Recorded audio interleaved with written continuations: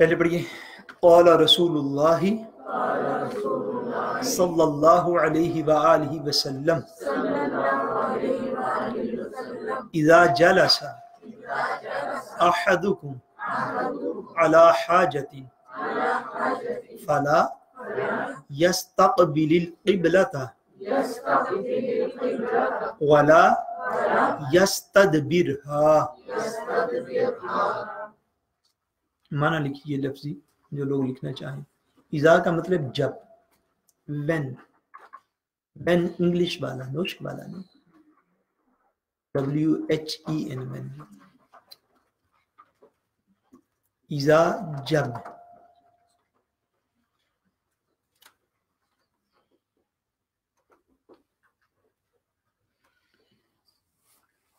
جلسا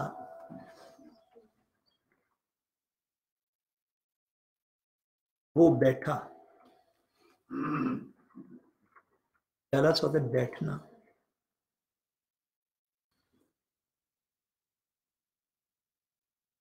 احد ایک، تم میں سے، احدکم تم میں سے کوئی ایک.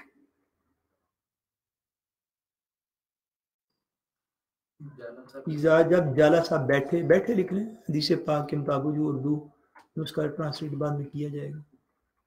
بیٹھا لکھ لیں، بیٹھے لکھ لیں.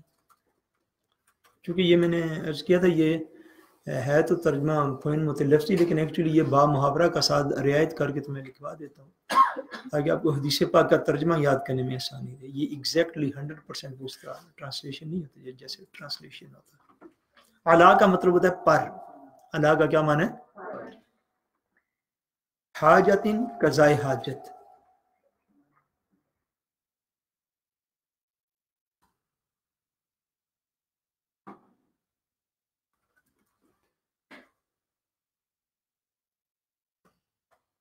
فا کا مطلب ہوتا ہے پس، لا کا مطلب نہیں. فلا پس نہ.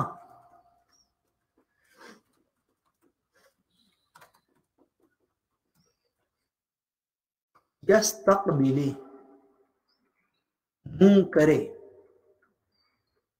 جسے اردو میں لفظ ہوتا ہے استقبال کرنا، منہ کرنا، کسی طرح منہ کرنا، اس کو کہتے ہیں یستقبلی،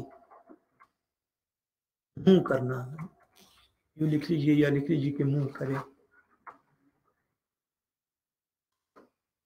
قبلتا قبلہ کی طرف.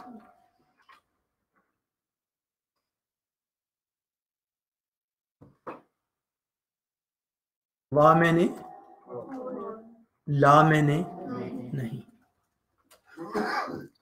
یستدبرہا، یہ لفظ ہے دبر سے، دال با اور را سے. دبر کا مطلب ہوتا ہے پشت، بیک، رگ.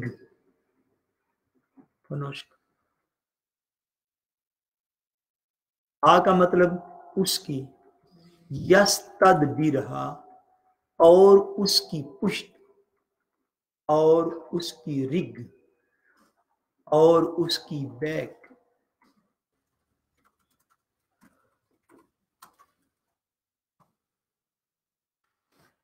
آداب حضور علیہ السلام نے ارشاد فرمائے کہ جب بندہ قضاء حاجت کے لیے واش روم وغیرہ میں جاتا ہے، اذا جلس احدکم علی حاجۃ فلا یستقبل القبلۃ ولا یستدبرها.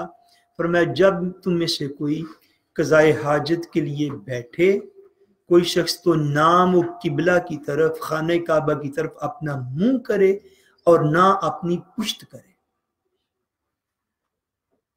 نہ اس حالت میں اپنا منہ خانہ کعبہ کی طرف کرے اور نہ اپنی پشت کرے.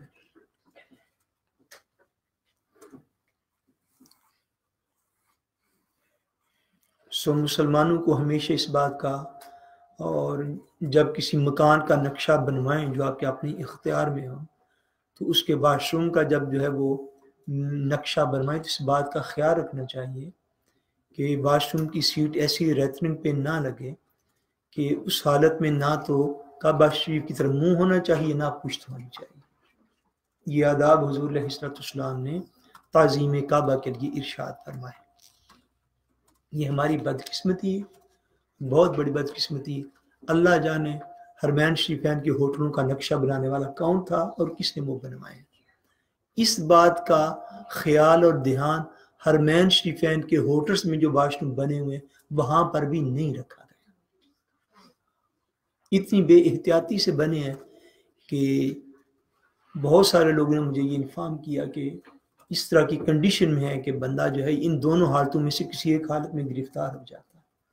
یہ مسلمانوں کی بدقسمتی کہ جب وہ کچھ کرنے لگتے ہیں تو پھر ان کو نہ خدا یاد رہتا ہے نہ خدا کا رسول یاد رہتا ہے، بس جو بن گیا سو بن گیا۔